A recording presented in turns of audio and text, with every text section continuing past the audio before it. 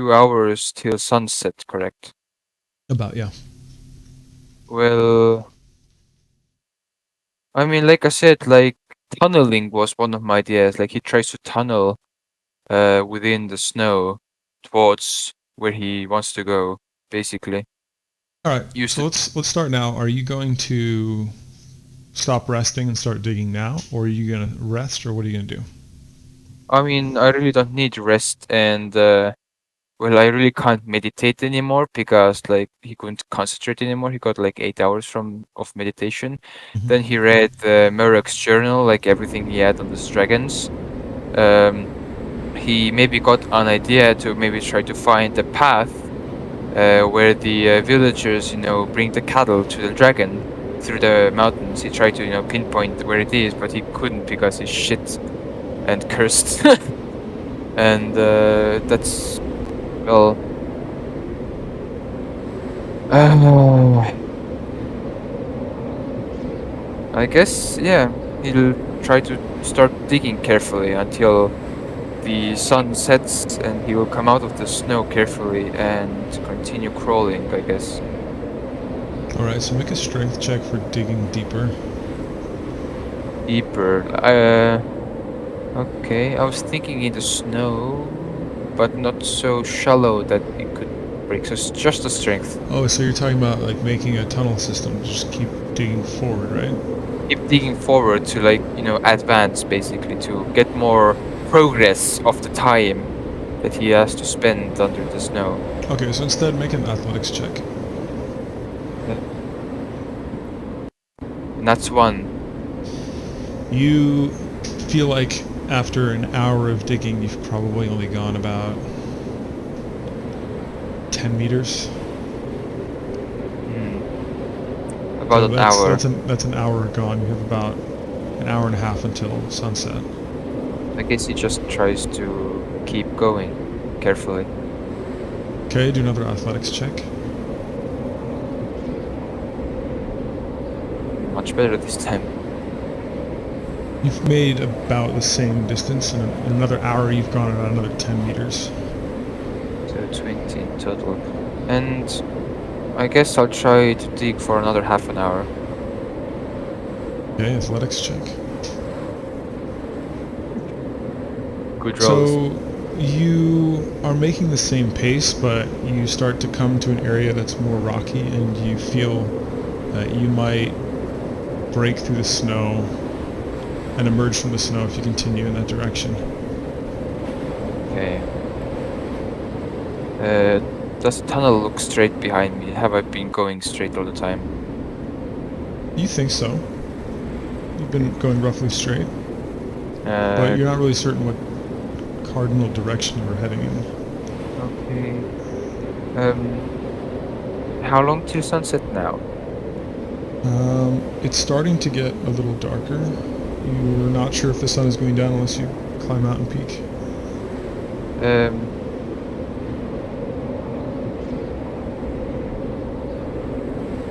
how deep do you reckon I am in the snow? How big of how thick of a layer is above me?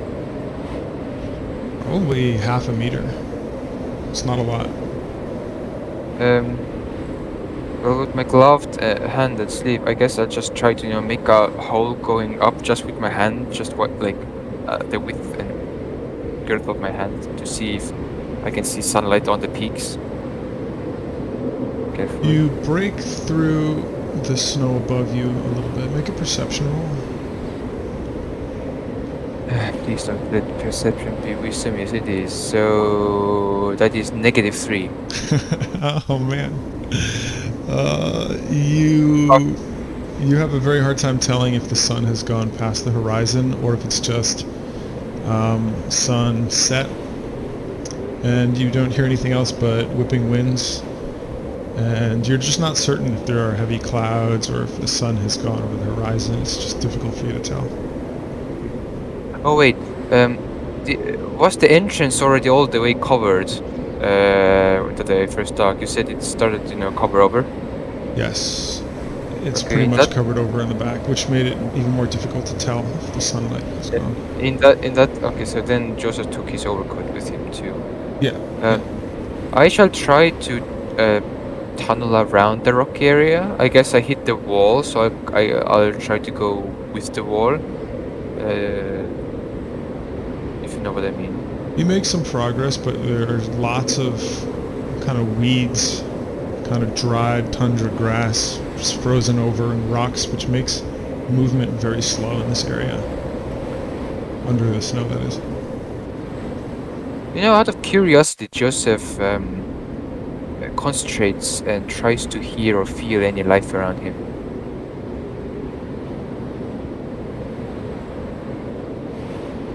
Okay, make a.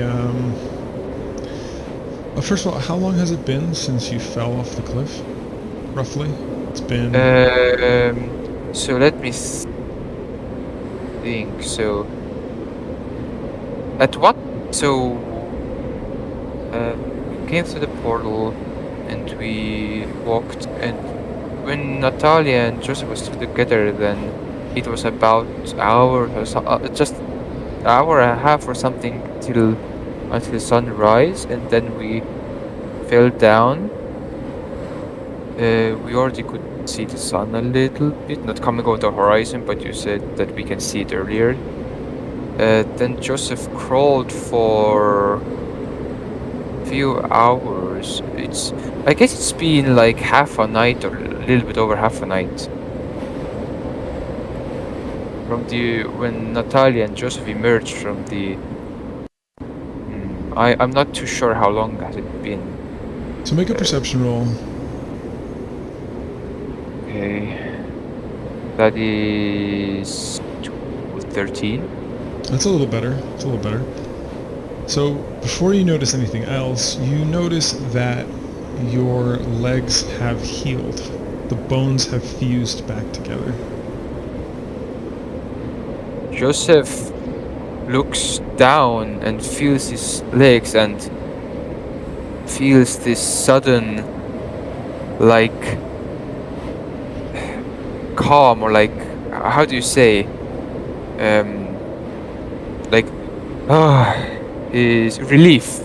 He feels relief and ponders if his meditation could have been something that heals him. Although Joseph's not certain how his legs healed, he's pretty sure it has something to do with being vampire.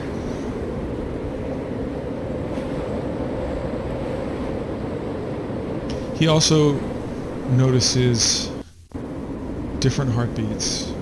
One that is beating fairly fast, and right above where his tunnel was behind him. It seems to be moving very quickly all around his tunnel, and then it seems to move out of the area where he can sense heartbeats. It's moving very quickly to the left and to the right. Did you say there are 2 heartbeats?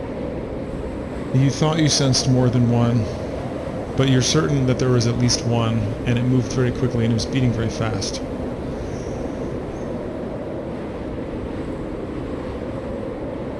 Joseph thinks that it might be Rommel or someone, like something following him. Joseph doesn't have too many. Can he sense about how long the range is when he's like, he can't sense it anymore? Can he? Does he have any sort of idea what the radius could be? It was probably about 10 meters behind him. 10 meters. So that would be. That's quite a small area, actually. Hold on. So that's 32. Actually, not too bad. It's 32.81 feet.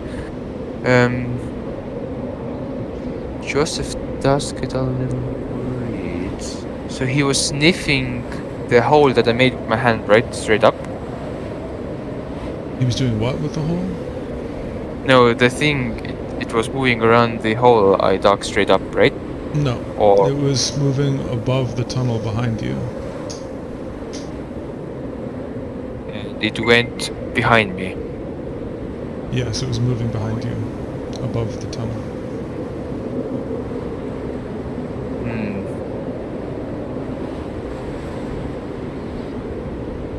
Joseph looks again through the vertical hole he made. Maybe it has cleared a little bit more, that he can make more sense out of it. At what time it could be, and if it's safe for him to come out. Joseph would have to actually stick his head out through the hole this time because his perception was so poor the first time. Okay, Joseph does something risky. He takes off his left hand's glove, puts his pointer finger up, and slowly raises it through the hole, just above the edge, like the tip of his finger. Anything? He does so, and how long does he keep his hand up for?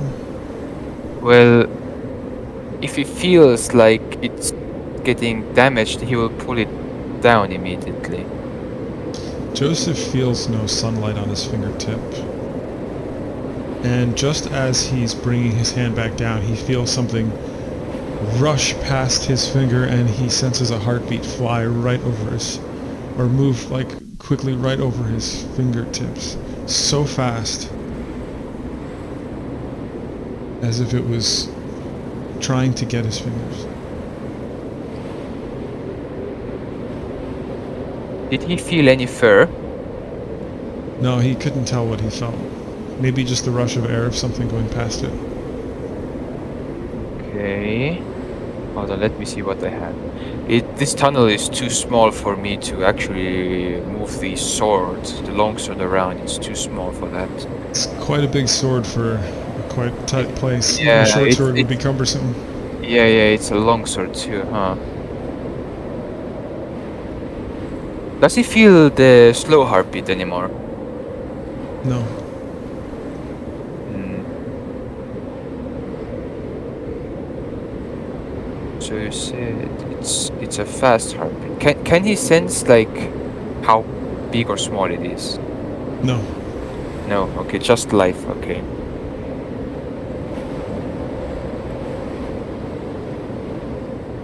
Also, let me see. What do I have? What do I have? Just gloves. Just puts his glove back on, and he actually takes out one of the wanted posters. He takes out Rojo's wanted poster and rolls it up. Okay. And I start poking it out slowly from the hole. Something whisks it away from your fingertips immediately, and you feel the heartbeat come in and out of your range of detection.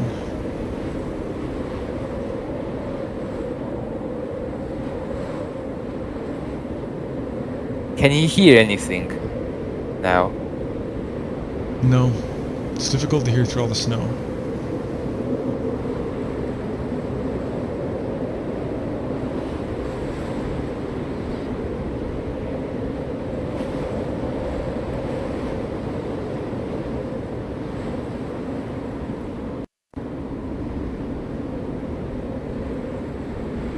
Joseph does this. He goes to his belly, basically. He places his right hand on the handle of the longsword on his back and presses his back against the snow. And what he's going to do basically is, as soon as he breaks the snow cover, he's going to draw his sword and turn around to the direction where the small heartbeat went to, and he gets on guard basically. Okay. And he does this with the. He does understand it might be risky. The sun might not be outside. It might still be like there, but well, actually, hold on, let me think. It would most likely be better to be under the snow until that thing gets bored. It might be just a small, like a fox or something. Mm,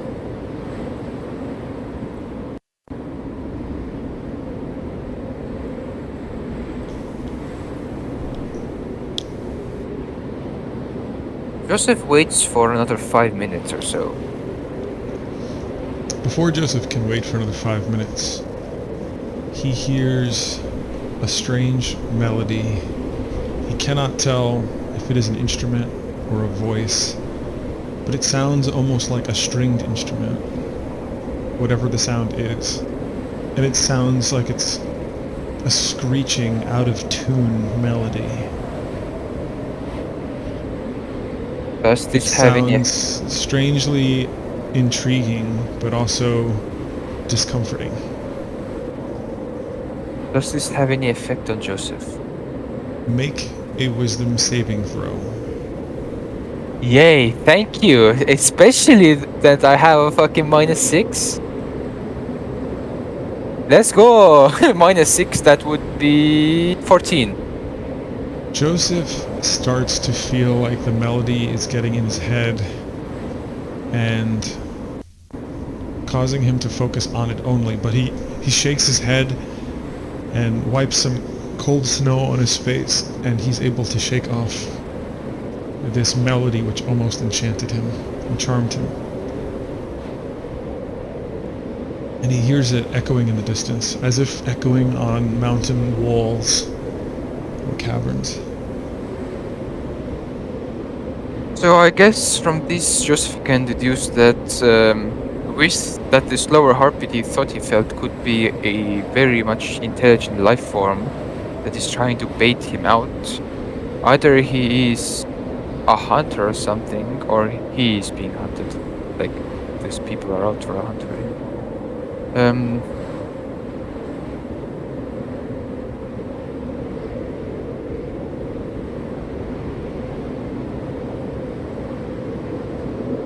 Make another perception roll. Yes, sir.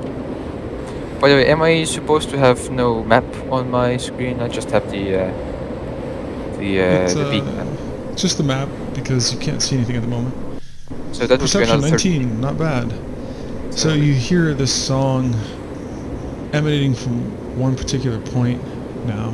First it was moving or echoing and you weren't sure where it was coming from.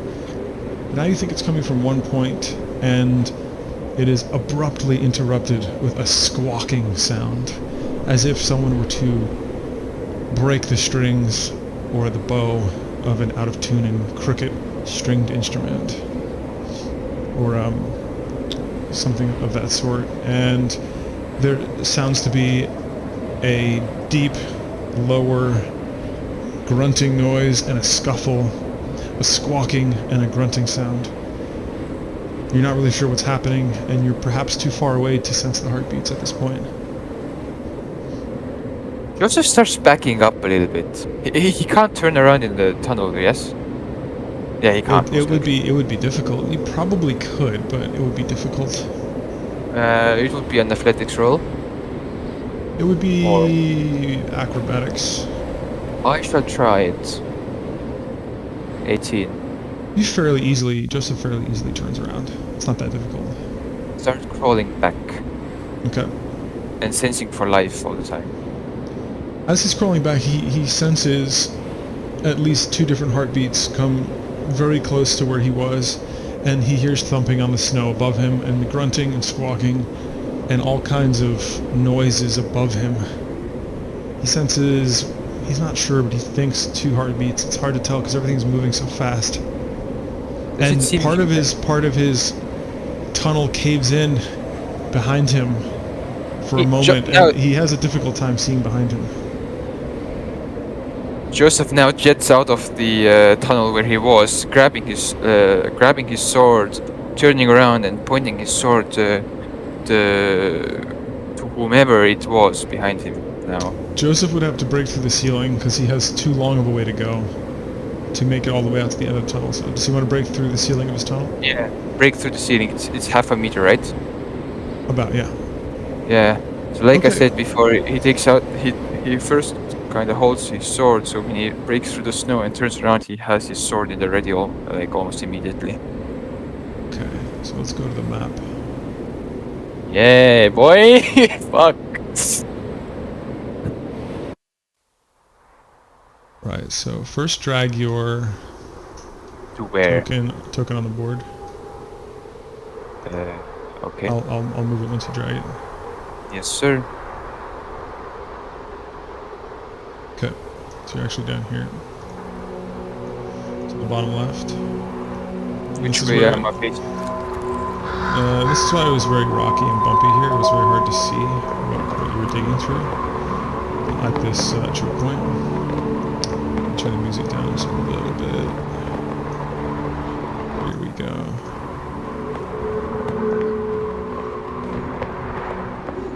Right. Okay.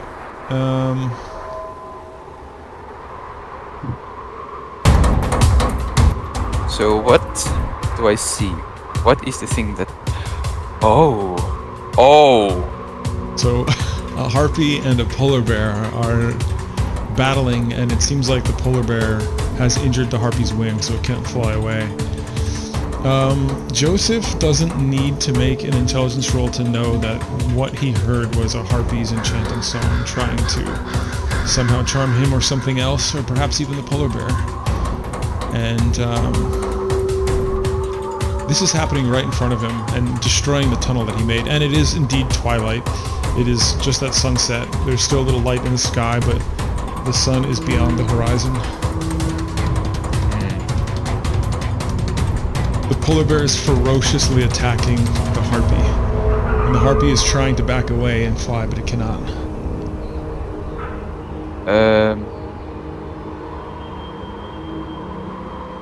So which way was I usually going? Was my actual path like going this way, or should I go that way? You came from the left and you were heading to the right, and you see that there is nowhere else to go but back, or that bridge is so inclined that it's almost a ladder. It's very steep. It is almost straight up.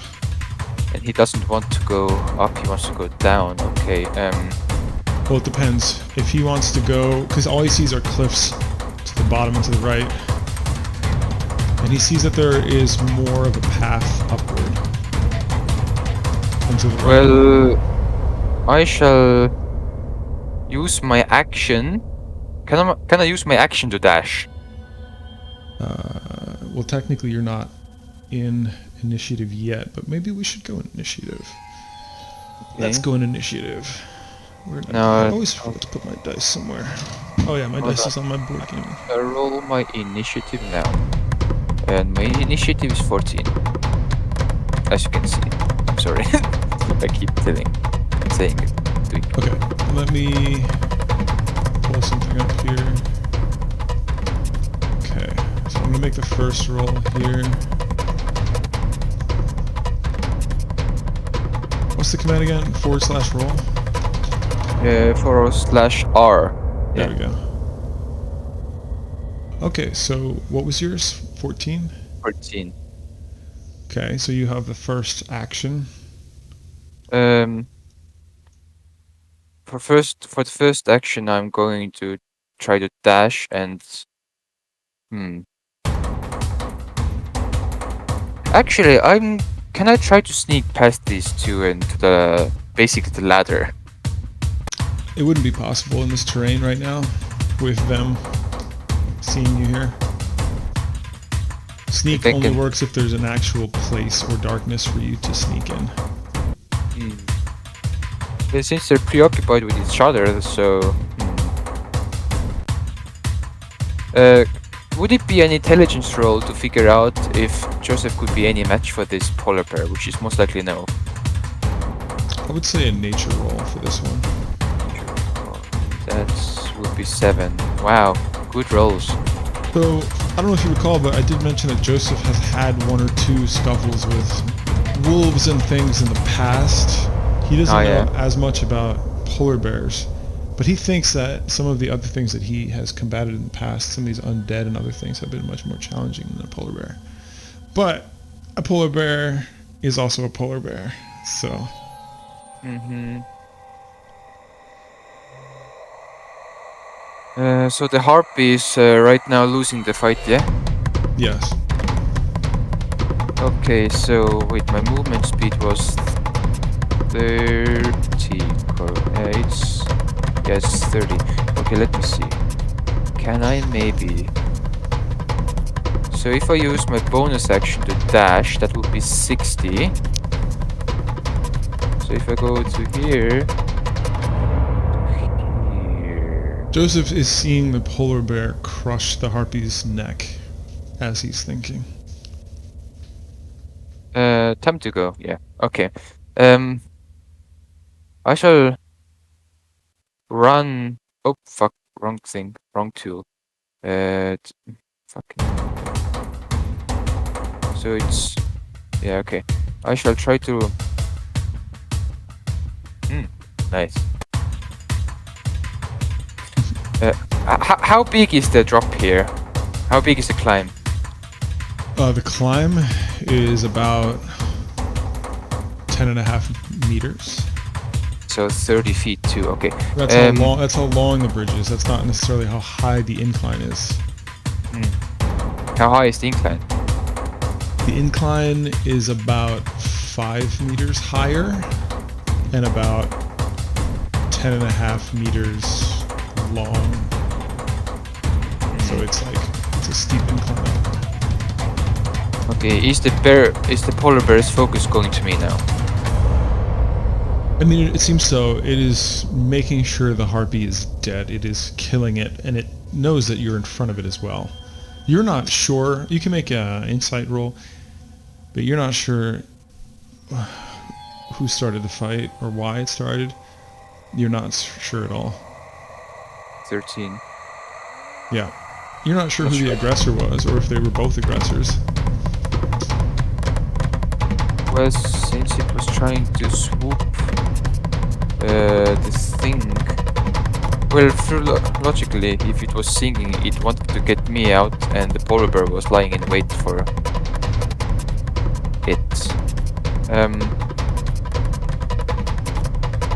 Joseph tries to go nearer to the bridge. He has the longsword out. Okay. So are you going 30 feet with a dash or without a dash? Without a dash currently. Okay. Easy, bear. Easy. Okay, so if that's your turn, then your turn is over, and you're just out of reach of an attack of opportunity. So the bear swipes, but it is too far from you to even have a successful attack of opportunity on you. Now it's the bear's turn. The bear turns and is only about 10 feet away from you. Because I say meters, but really, the game uses feet, so I should stick to feet. And it closes that gap of 10 feet a little faster than you were moving. So you sense that the bear is a little faster than you on foot. And it makes an attack on you. It makes 2 attacks on you. It's using its claws 2 times. So the first attack is a 20 Hit. of your AC. So that's a hit, right? That's a hit, yeah. So that first claw attack is slashing you for 15 damage. 15. Okay, so that will be... I'll be at 45 health. Out of 50. Wait, no. Yeah. Wait, 50 minus 15 is 45, correct? No. No. Oh, That would God. be 5. You're at 35. 35, thank you. The second claw attack is attacking for 25.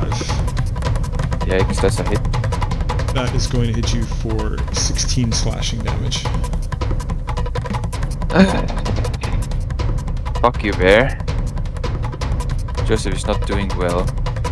I'm at 19 health now. Make a perception roll before you do your turn. The bear successfully slashes you 2 times. 11. Actually, I'm sorry. Take back the 16. He's supposed to do a claw attack and a bite attack. So take back the 16 health. I'm going to do a bite attack instead. I did the stats wrong on the bear. Tell me when you. Okay, you're back to 35, right? Okay, so the bite is for 26. Yeah, So that's a hit. that's going to do 10 piercing instead of 16 slashing, so that's a little better. Yeah, so it slashes you and bites you. It slashes across your shirt and whatever shirt you had. I don't remember what it was, but it Gone now it is literally the front of the shirt has just been ripped off, and you have claw marks in your chest, but you do not bleed, and your arm also got quickly chomped on. It could have been a lot worse. Your arm is not broken or anything, but the flesh on your arm has been damaged. And which arm? the bear has blood all over its mouth from the harpy. The harpy is lifeless behind it on the ground in a pool of blood. The bear does not seem interested in the harpy. It seems interested in you. Make a perception roll. Oh, you just did 17. Okay. Okay. It's 11 total because -6 of the curse. Right.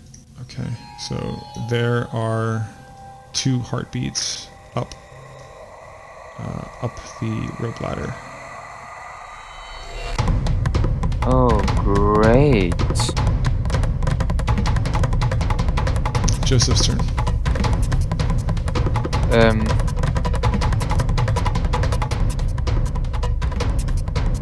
Which hand did he chomp on? Joseph's left? Yeah.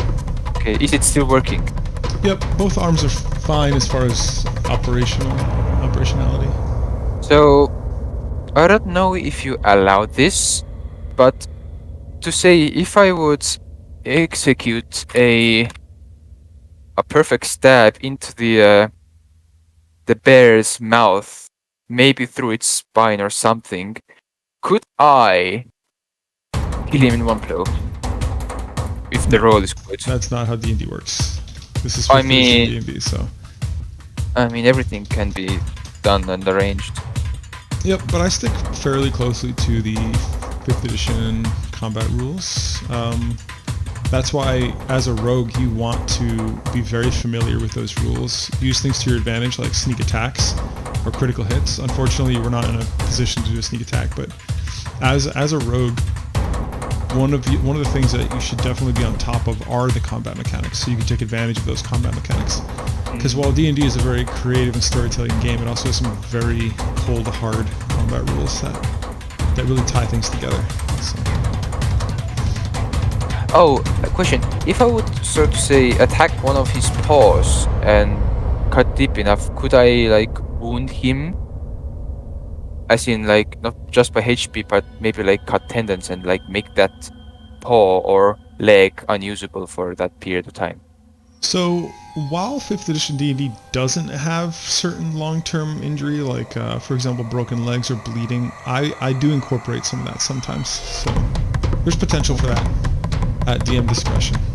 Okay, so first of all, Joseph's eyes turn red and his fangs come out, and I guess Joseph tries to hiss or scream at the bear. In the meanwhile, he's trying to, like, rotate around the bear, and I want to attack his back right leg.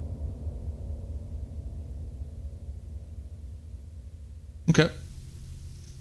So make a roll. Do you only get 1 attack, or how many attacks do you get? So that's a 17 to hit. And what is the 4? Is that damage? What is that? I think that's damage, yeah. Oof. That is some low damage. It's 1d8 plus 3 for the master work Wait, longsword. how are you getting a 4? Actually, yeah, how am I getting a 4? That's like...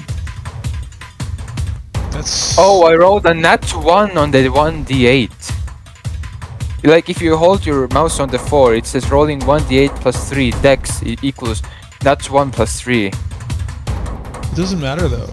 You have a masterwork longsword, and even if you roll a 1, it shouldn't be a 4.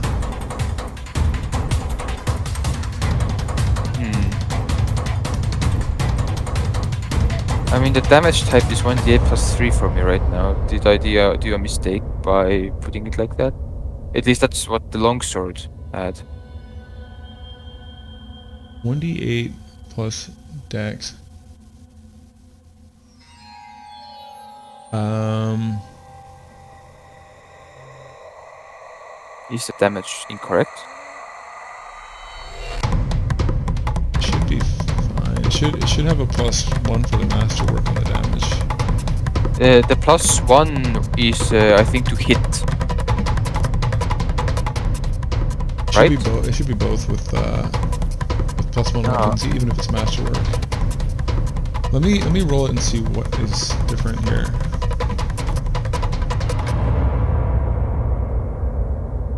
Is 14 the damage or is 14 is to hit. It's the 1d20, like if you hover over it. so the +7 is to the hit, right? That's to hit is +7 because your dex. Yeah, the attack is +7. So the 4 was a. It was a 1 + 3. Actually, yeah, I guess it was 4 damage. Wow. Okay. Maybe Joseph will die from a bear attack. Actually, this is actually not. Well, I still have a This is not looking good for you. I still have a bonus action. This looks really shitty for you. Not gonna lie. Yeah, no shit. So, I'm going to bonus action disengage and try to climb up. Okay. Oof, this is painful to watch. Because the polar bear is faster than you. So disengage means it will not have an attack of opportunity on you. So you did escape that. And you slash the bear's leg, but it does not damage its tendons or anything of that sort. Okay, so go ahead and move. What is the button you hold again to get the measuring tool? I always get that wrong. On the left, you have the other tools, and like you have a measure thing. Oh, right. So where do you want me to move it? I was over here. Yeah, you can go your max of 30 feet. So that's all the way up. Yeah. I don't consider this one difficult terrain. You make it across, the wood is pretty sturdy, and you feel like the cold and the ice have actually reinforced the bridge a little bit. It seems to be packed well with ice and snow, but it's not too slippery.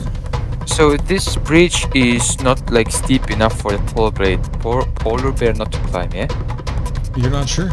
You'll find out. So I use And my action. you notice two bear cubs, and they are a little afraid, but they're not necessarily running away either. They're kind of just pacing back and forth, watching. Joseph now understands that, oh fuck, that's a mama bear. And those are very dangerous. Well, And I guess Joseph readies himself. And okay. Let's prays see to what the the distance is here. The Alright, distance so- from the polar bear to Joseph is currently 43.3 feet. Or Yes, and it currently runs right up to your face. oh, great. Well, let's see how it goes. Hold Claw on. Go attack. ahead. Hold on. Oh fuck, 22. Hold on. Oh fuck! I have uncanny dodge as a reaction. I can half damage. I forgot. It's been so long since I've been in combat with this guy. Okay. Yeah, I What's mean, the you really need to be on top of your rogue stuff. You will die if you don't know how to use your rogue. That's just a fact. Man. I haven't fought with Joseph in so long. Well, 22 is hitting you, and that's gonna do. Yes. Are you able to see the 22, by the way, or is that just hidden for the Yes, DM? I can. Oh, you can. See. Okay, all right. That's 8 slashing. So 8 slashing. So I'm not going to use Well, my. Yeah, I was gonna say. I mean, and here comes the bite. What can I say? You know, this is happening. Yeah. It's a 9. Oh, he misses. What's your AC? It's my AC is 13. He misses. And you're not wearing any armor, right? Nope. So you basically take a step back and dodge the bite attack, which has a difficult time snatching you. Mm-hmm. You, at this point, know that the bear can run faster than your base speed, base movement. Mm-hmm. The nice thing is that I can use both my action and bonus action for dash, so I can basically triple my running speed. You now hear the heartbeat of the bear, which has been increasing, and the heartbeat of the 2 cubs. You don't hear any other heartbeats at this moment. Okay. Or feel, rather. Okay, okay, okay, okay, okay, okay, okay, okay, okay, okay, okay. And now it's my turn again. Yes, yes it is. The rope on the bridge is iced over, yeah? The what? The rope that holds up the bridge. Yeah, Is it iced over? it's very icy. Yeah, it's icy. Well, okay, I'm gonna do bonus action disengage and use my action as a dash action. I will have now 60 feet of movement. And I can see a road going up here, right? Or which way? Yeah, that way, basically above the coast, sort of. So that way? But I'm showing right Yes, now. yes. Okay, Joseph runs 60 feet this way.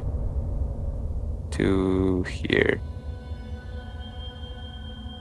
So you're using dash, right? Yeah, I use my bonus action to disengage and my action as dash. Okay. Let's see if Joseph dies. Right about there.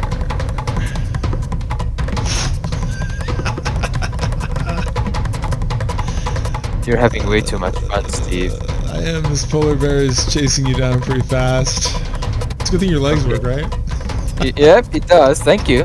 Is it my turn again? Oh, those legs are still a little wobbly, but you're able to run.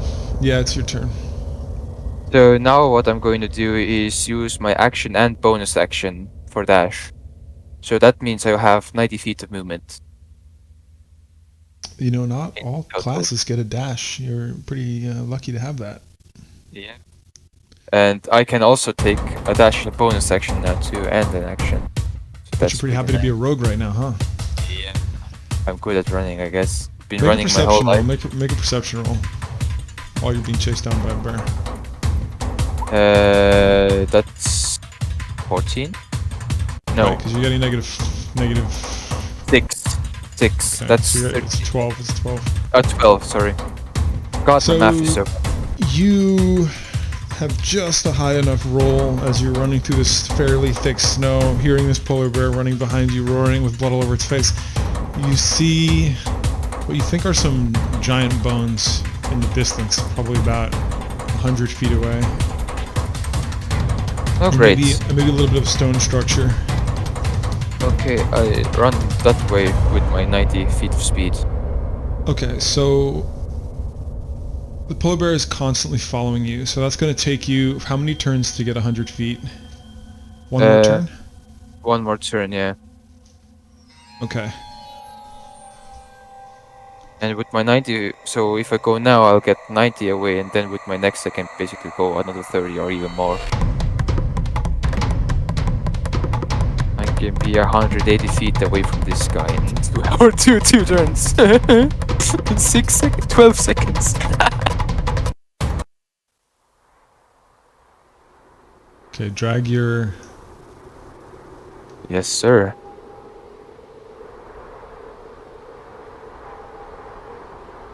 Hold on, my headphones thing is so tangled up right now. So as soon as you run past the baby cubs, not toward the fucking cubs, and Wait, you what? get some distance from the cubs, the polar bear stops pursuing you because you have left the area of the cubs.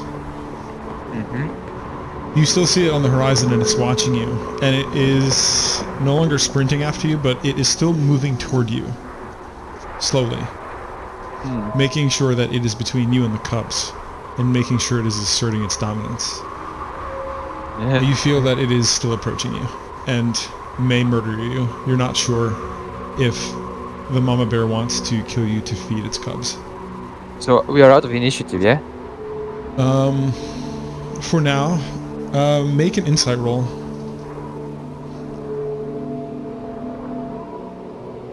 Seven. Yikes. Yeah, you're not really sure. You're not one. really sure what the intention of the. Oh, it's a 1 because of that. Yeah, fair enough. So you have no idea what the bear may or may not do in the next couple of seconds and minutes. You realize, however, that those animals could have been a source of energy for you, but you don't think that you would have been able to bite through its fur either way to drain life. Either way, it would have been a messy situation, and you probably would have died if you hung around there. Hold on, let me just put a sweater on. It's gotten really cold in my room. Yeah.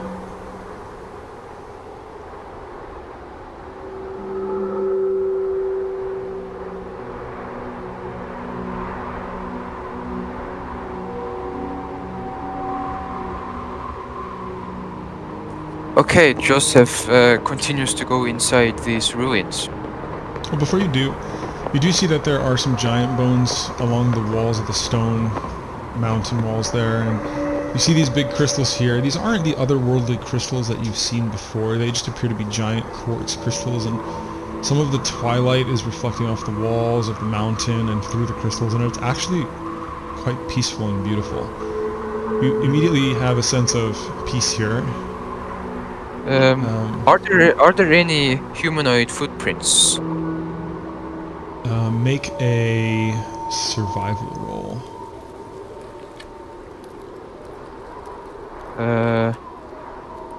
So that's 21 minus 6, that'll be 15. Ooh. So that's a very good roll. I'm sorry, that was with a -6, you said? Yeah, 21, so that's 15 total. Okay, okay. So not as good as I thought. You can see that the walls of the mountain here are a little more steep, and so there isn't as much snowfall and wind disturbing the snow here. It's a little more shallow here. You can see that you can't dig as deep.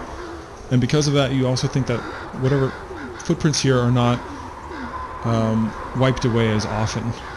And so you do see many, many footprints going in and out of this building. You see bear footprints. You see what you think could be harpy footprints. You see, leading in and out of the building, many boots, many different types of boots going in and out. And you also see some horse footprints.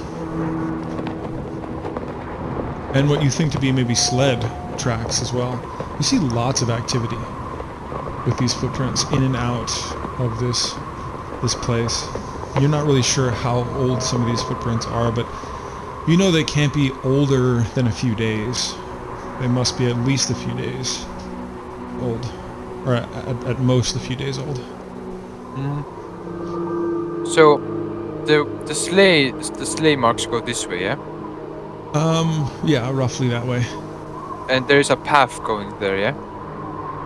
It's hard to tell. The sleigh tracks get lost as the snow gets deeper. It's just this one area here where things are a little bit more frozen over and a little bit more preserved because of the way this building is nestled in the corner of these mountain walls. Well, Joseph gives one look back at the. Are there also like small bear footprints here? Like could be the Yes, cub. you also see the cub footprints as well. And you're not sure if you see dog or wolf footprints as well. All kinds of footprints, but definitely lots of boots. Anything that would resemble Natalia's footprints? You aren't as good of a tracker to tell boots apart, really.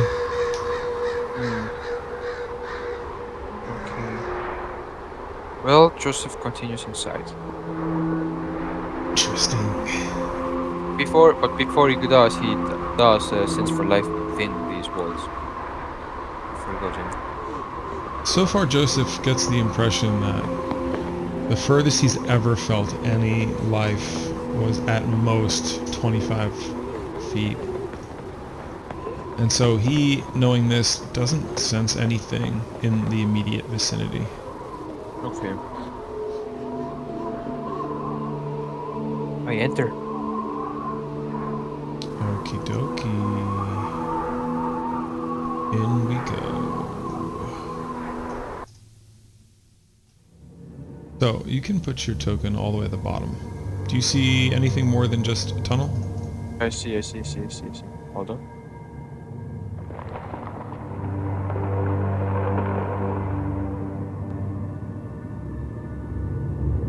Can I also roll for sneak? Definitely. Stealth, sorry. That'll be an 18. You are moving very stealthily. The light is very poor here, and you're using your dark vision naturally. And because there's no snow in here, just cold, hard slabs of stone, it's much easier for your boots to move the way you want them to move, or shoes rather.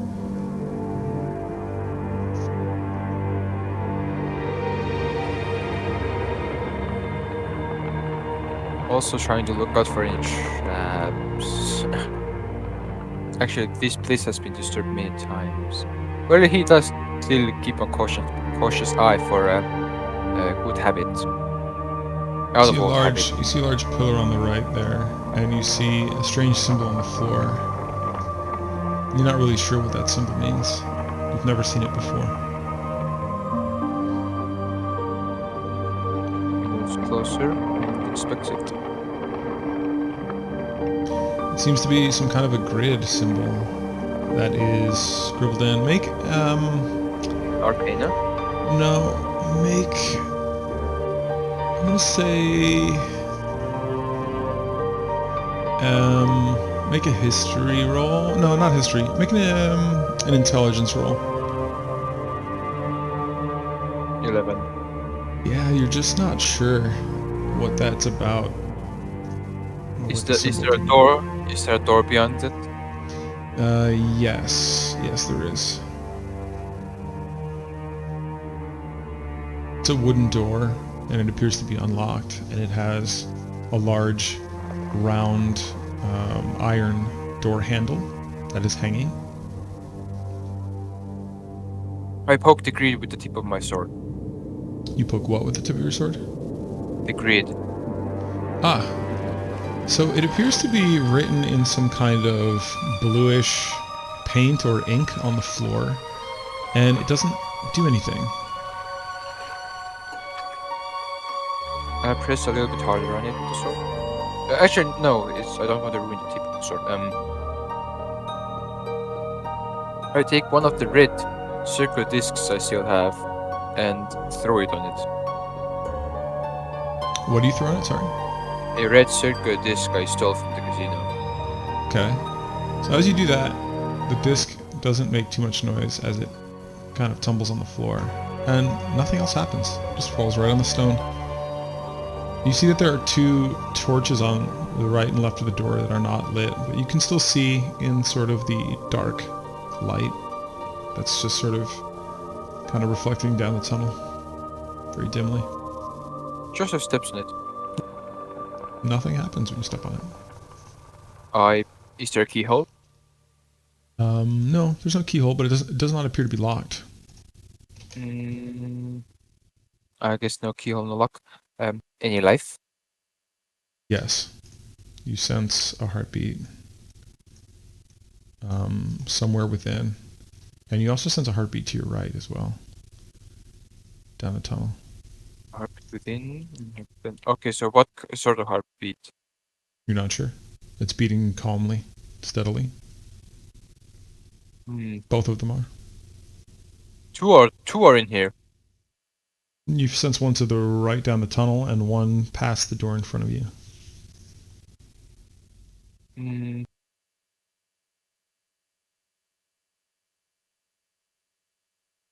Could I get a vague sense of where this could be in here? Of direction? Yeah, about 11 o'clock from your perspective, and one that's approximately 3 o'clock from your perspective. Okay. Does the door swing out from this way like this? No, it swings in, and the hinge is on the right side. Okay. I'm going to crouch and very, very carefully creak the door open a little bit to peek inside. Still holding Okay. my sword at the ready. So as you do this, the door appears to be pretty quiet. It opens pretty quietly. So I'll do a little bit of a reveal here as you do that.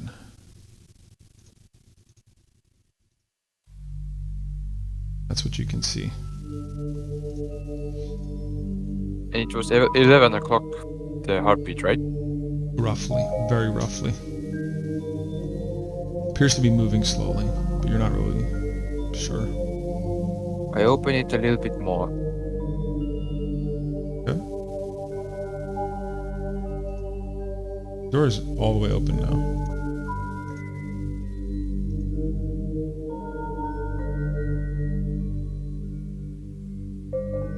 Anything on this table? Yes, there are a bunch of scribblings, and some of them appear to be in the same design as what you stepped over. And it appears to be written very beautifully, sort of like calligraphy. And you also, I forgot to mention, this place is extremely cold. It's even colder, or as cold as it was outside. Okay, I carefully and slowly walk this way, still sword in hand. And as I get here, I put basically my back to the wall and slowly peek my eye around it. You sense that you're getting much closer to the heartbeat. This place Then is icy cold.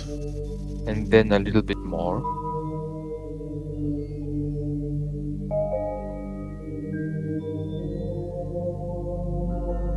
You see some scrolls and some books.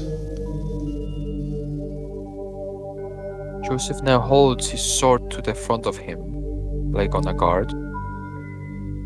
And very, very slowly moves. Can you hear any breathing? No, but he hears some quiet footsteps ahead of him. There are doors on his left. He doesn't hear or sense anything beyond those doors.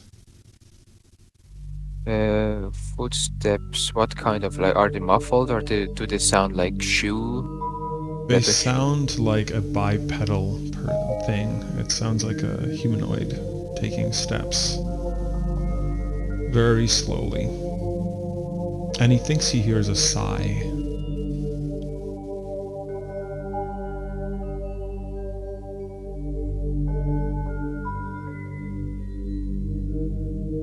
Joseph crouches down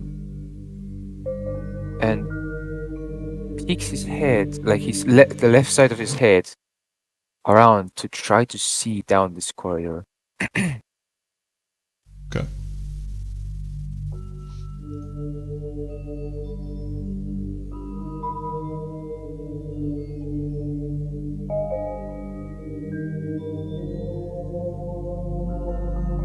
As if he's getting fucking nervous. The heartbeat is coming from here or here. Right there where you're pointing, but even closer. Is it in this corridor? Or Yeah, it's in that corridor. And you think you see some cloth right at that corner. It's kind of Okay. red and black cloth. You think someone is standing there.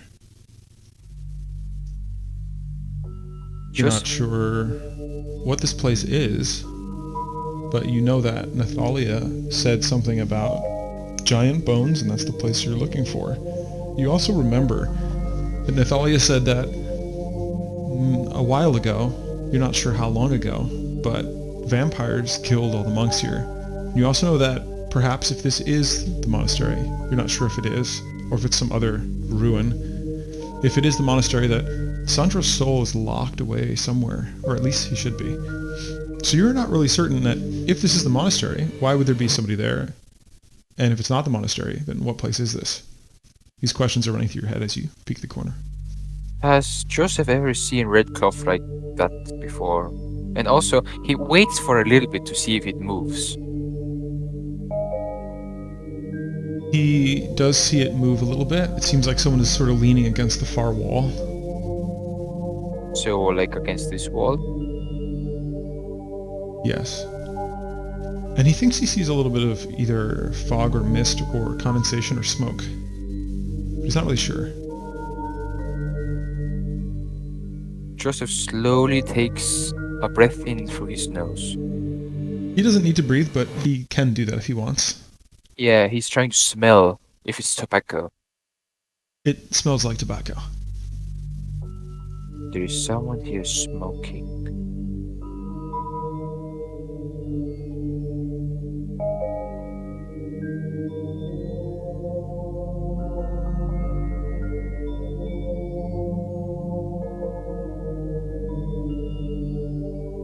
I roll one of those red discs down this corridor to here. Like I try to put it on its side and make it roll, or just slide that there. Immediately, you see the person turn and look back, and he looks down at the disc, and you see this person step out and look down at the item.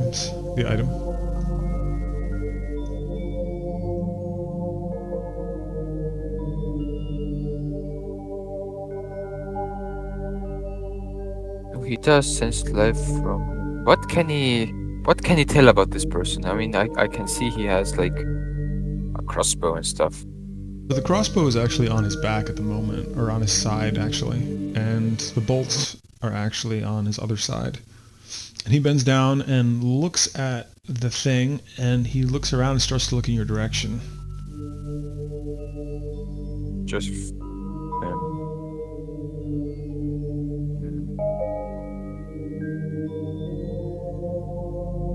Were these doors open? The person is smoking a paper-rolled cigarette of some sort, and keeps it in his mouth, and is looking around at that moment. But before anything happens, what were you going to say? Sorry. I was wondering, what if is this door unlocked? Like, did it seem unlocked? They appear to be smaller versions of the door you already entered. It has an iron ring as well, slightly smaller. There does not appear to be a keyhole or a lock. Hmm.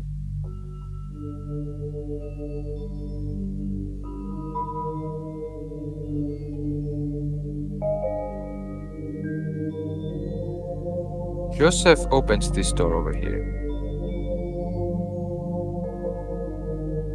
Slowly.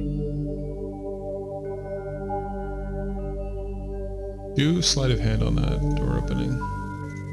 Oh fuck, wrong things.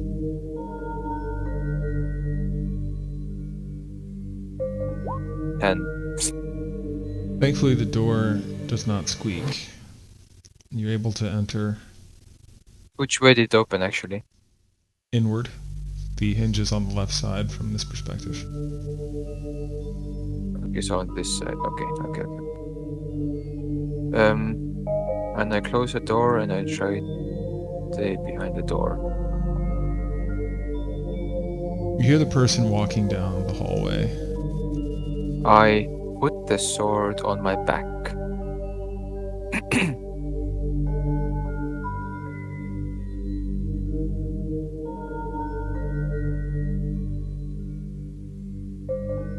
The person turns around and starts to walk back to where they were.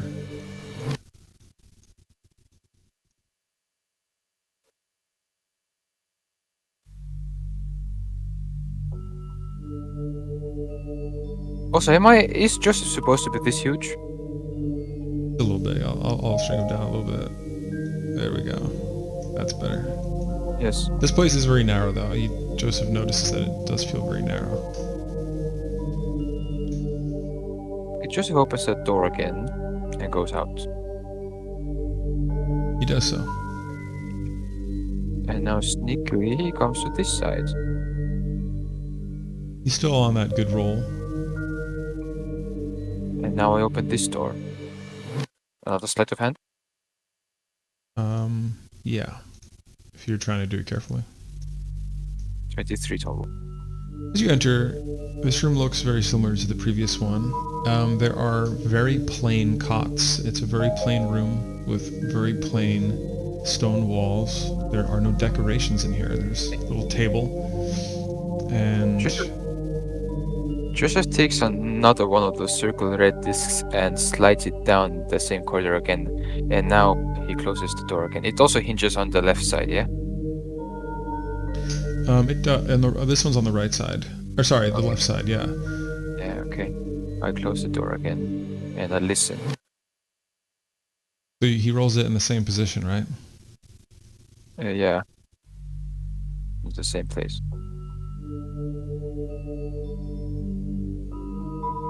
God, we've been at this for an hour already, goddamn.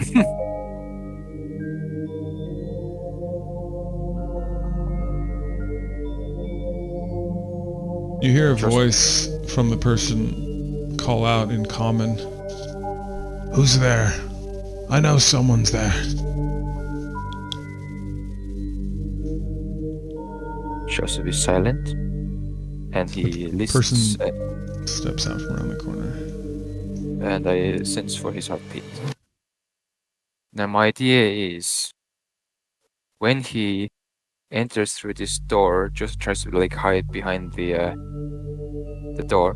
When he like comes in or is at the door, I will try to ambush him in the way that I grapple him and like I grapple him and I like hold his hand shut, his mouth shut if he comes through.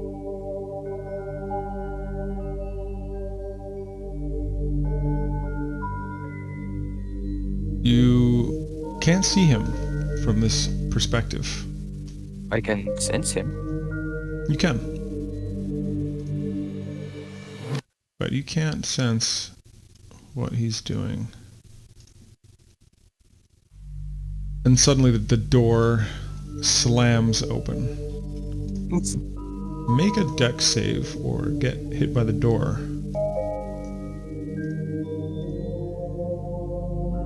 24. You quickly step back without tumbling.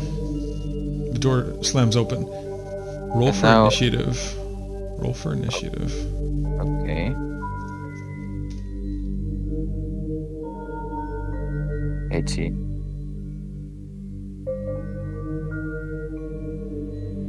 There is a split second where the person stares at you. And then you can tell that they are raising their crossbow at you. But Oh, it's you have hostile. initiative. Oh, it's hostile. Okay. Well, like I said, I try to swoop, I guess, around him, and now I can't get the thing. I'm trying to grapple him from behind somehow. If I can move my token around, because the token of the things around me. You're not going to be able to move around him like that. Okay. Okay. Well, I guess I'll try to turn him around. I'm trying to grapple him, and You can hold him try shut. to grapple him from the front. Yeah. But Yeah. can I also try to turn him around in a scuffle? You can try, but first you have to successfully grapple. Okay. Since I have the grapple feat, I should have. You have advantage on attack rolls against. Wait.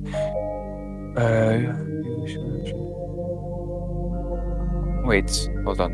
Did I not You- get So advantage? first you make an attack action to do a grapple. So what Okay. you would do is, let me make sure we So got you- the rules right here. Hold on. Here, you have dealt skills. You gain the folk benefit. You have advantage on attack rolls against a creature you're grappling.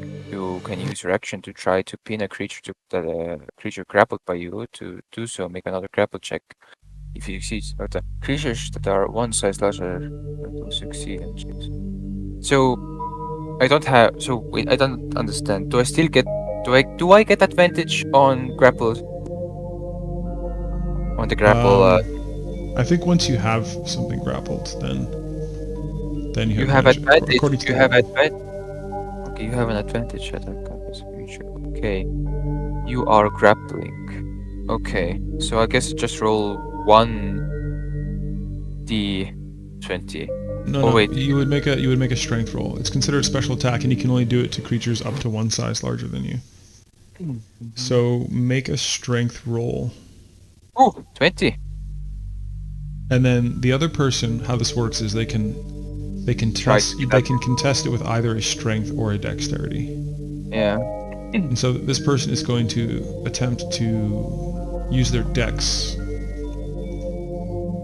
and they unsuccessfully rolled. So you successfully grappled them. You have them Okay. grappled. He has his crossbow in his hands awkwardly, but he can't aim it out. hmm Are we like face to face right now? Yes. um. Wait! Don't attack. Are you done with your turn? Hold on. I still have a bonus action. What can I do with bonus action? Oh, wait. Wait, the bite thing. The what? Feast of Blood. Is it an action or is it the bonus action? Bite him. So it would be the bloodthirst, Bloodthirst. and so that would Uh, be a melee attack. if you hit So that would be a hit- full action. full action. Hold on, I have fast hands. You can use a bonus action granted by your cunning action to make a sleight of hand check. Uses these to some. Okay, that's not that. Okay. Um. Okay. Yeah, I'm going to say. Wait, please don't attack. And that's my turn. Okay. So, yeah. So this person is grappled by you, which means their movement is reduced to 0, Mm-hmm. but they can still make attacks on you, and that's going to be an attack with a disadvantage, as far as I know. I'm double checking that right now. So they can attempt to escape by using up their action. So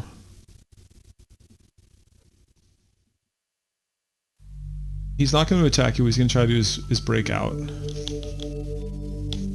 So let's see. So you're going to make a strength roll, and this person's going to make a dex roll. 11. This person is unable to break out, and that's their turn. They struggle. They struggle to try to break free. Does he say something? No. No. No, he doesn't. For crying out loud, I don't want to hurt you. Does he say anything? No. Fine then.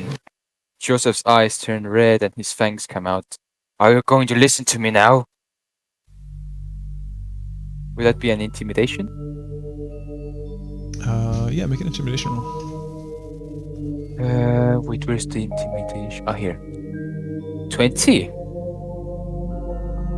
Let's have a look here.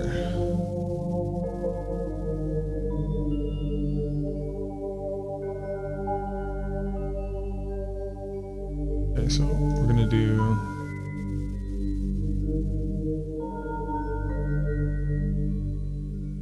So the person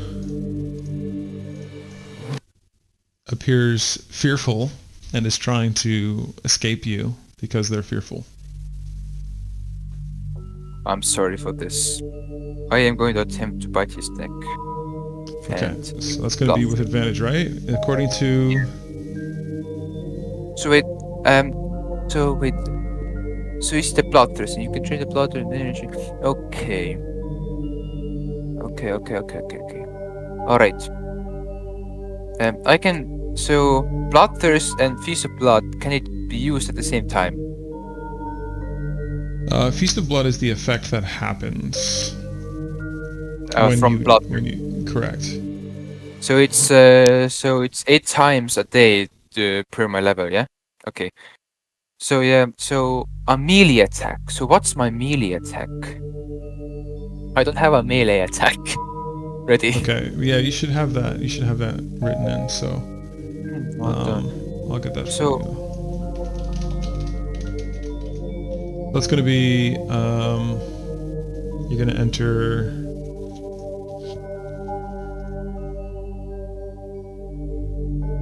So It's gonna be your. It's So the attack would be my dexterity most likely, yeah? not necessarily. Hold on. It's gonna be your proficiency modifier It's gonna be strength, but strength plus your proficiency modifier. So strength plus my proficiency. Okay, so strength plus 0 plus proficiency. Range is well, I put it as vampire bite right now, so it will be, I guess, 5 feet.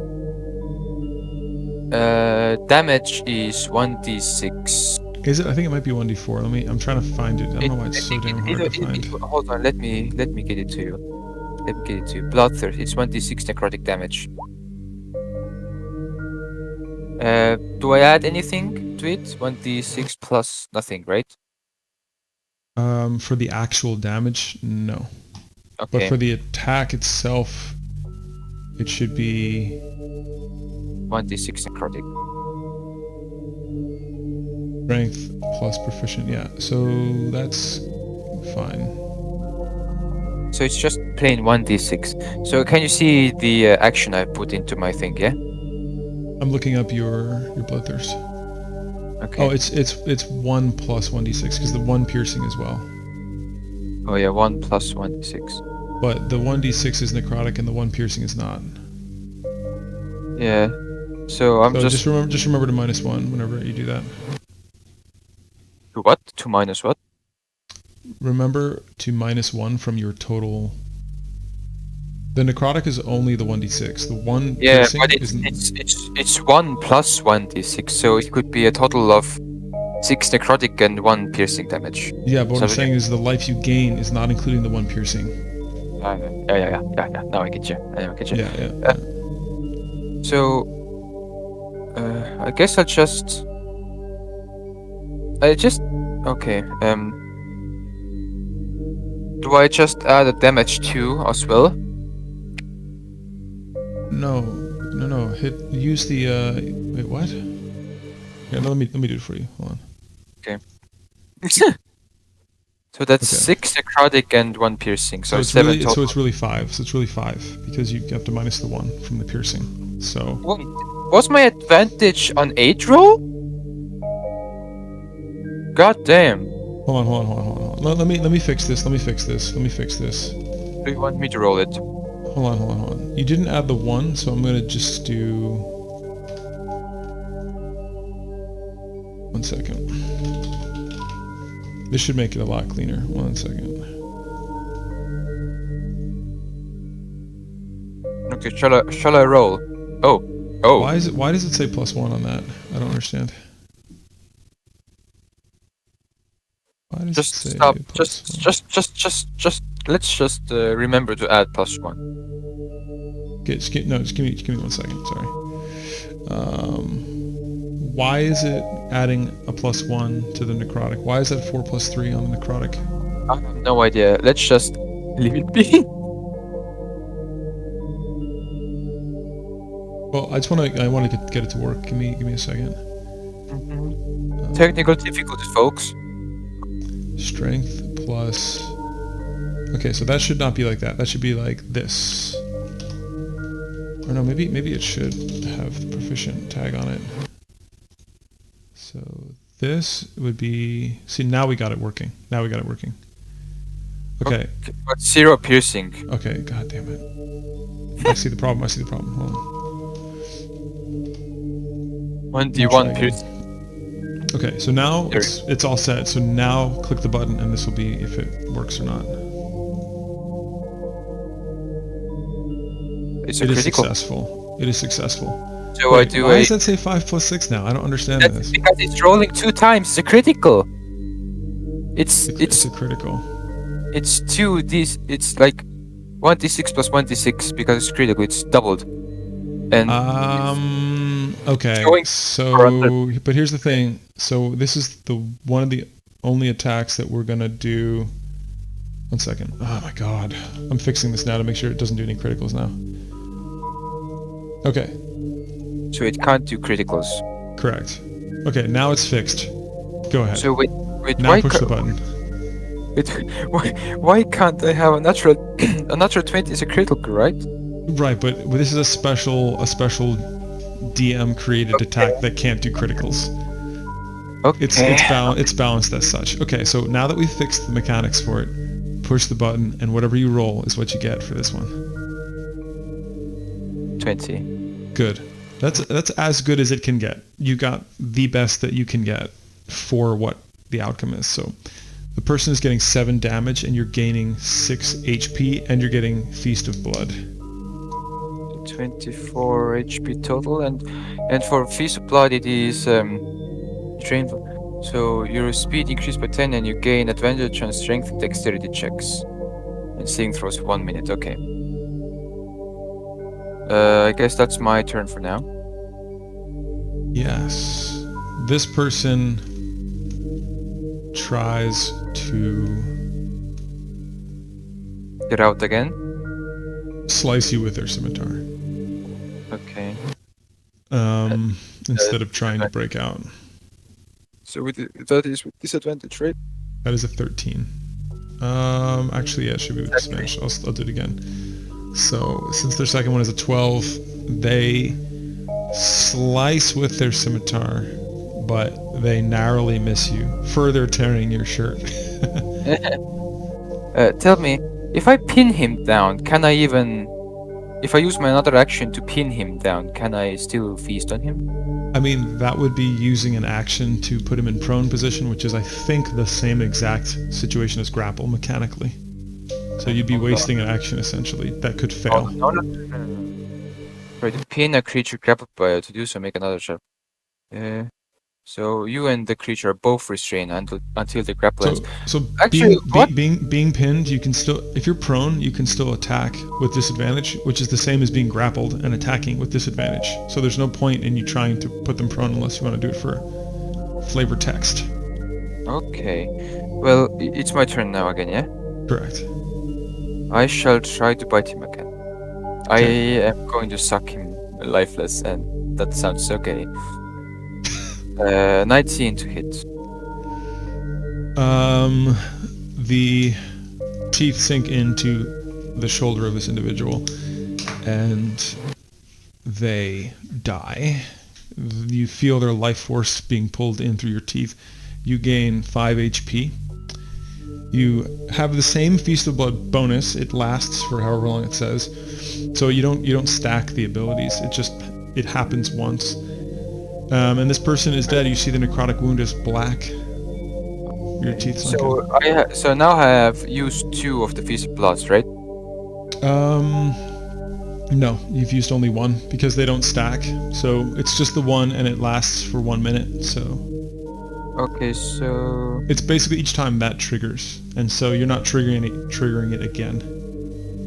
I'm gonna make a resource. So total of 8, and I've used 1, so I have 7. So if you look just above so just the right of the attacks and spellcasting, there are 2 tabs. I have there is one that has Feast of Blood written in it. So that's how I'm going to keep track on it.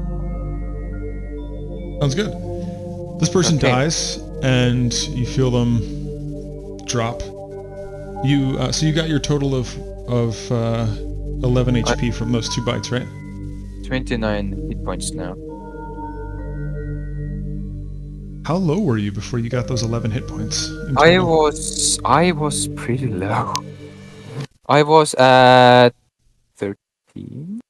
What? No, I was at 8. I was at 18. I was at 18. Oh wow. Okay, you were pretty messed up. Yeah, no shit. So Joseph now looks at his corpse, kinda kneels down and says, "I'm sorry you have to fall to a monster not like me." And I'm gonna give a quick look at what he has. If it's anything I can use. Maybe he has a health potion. Well, do a perception roll. Oh, sorry. I forgot to take off my advantage. I'll try again. That's 9. Right. So you find a small backpack with a small bedroll. You find a light crossbow. Not a hand crossbow, a light crossbow. With about 15 bolts. You find a damaged scimitar. You find a strange-looking bag. Make intelligence roll on the bag.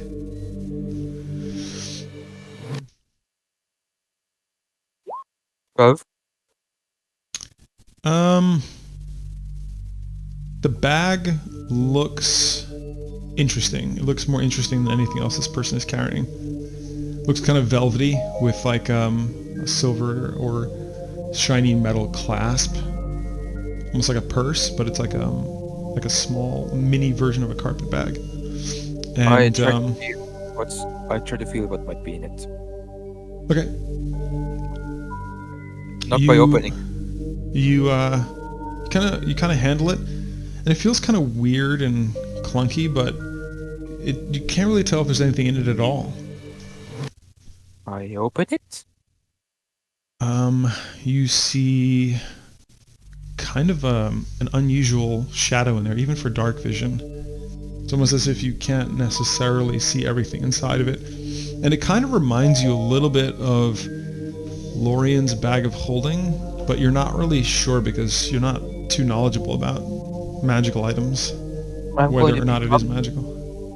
I'm going to pick up the broken scimitar and point first. I'm going to start putting the scimitar into it and see if if it just keeps going in. Yep, it goes in. Okay. Joseph closes the purse and puts it on his belt. All right, so make What? sure you write down what you put in that thing. I know. I took. I pulled it back out. Oh, I'm just. well, how far I'm did you just put it reading in? the rest. Um, about to the hilt. Sorry, to the cross guard. Okay. Yeah, it appears to have gone in further than it should have gone in, which means you believe it to be somehow magical. So what do I mark it as in my inventory? Um, Serious bag. arcane bag. Parentheses unknown. Okay. I'll be sure to remember you. And Joseph stands up and continues over here. Well, hold on. You also Oh, find. Oops, let me see.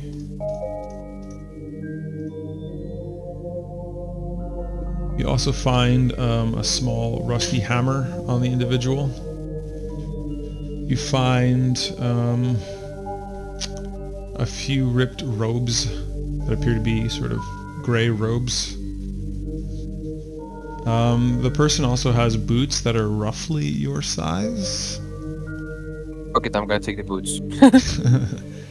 Your shoes are garbage at this point. I mean, you can Yeah, I'm keep them gonna if you take the want, but they're absolute trash.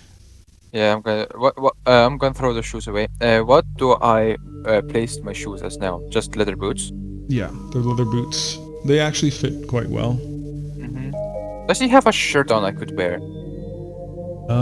Yeah, he's got a plain kind of white, but it's like stained from sweat and stuff. And Um, it's got like a drawstring top, sort of like a tunic type thing or whatever. well, better than a broken one. So Joseph switches out his shirt with that one. I guess I have a dirty dirty shirt now, He also finds 4 days of rations. which are absolutely useless to me. Correct.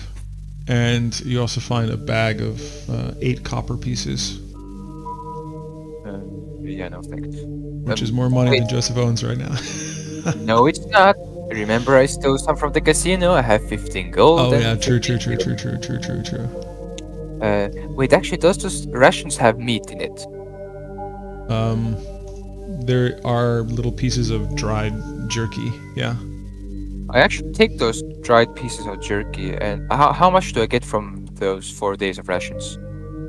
What do you mean? How much beef jerky I get from those 4 days of rations? If I just take the jerky, Just enough to fit in the palm of your hand, like very little, just enough to barely be in the palm of your hand.